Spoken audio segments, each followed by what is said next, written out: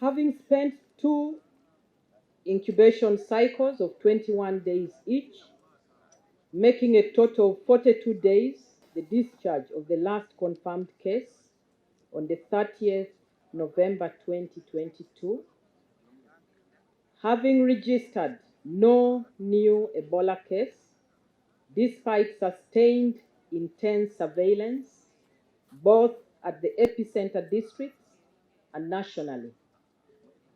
I now confirm that all transmission chains have been fully interrupted and take this opportunity to declare that the outbreak is over and Uganda is now free of active Ebola transmission.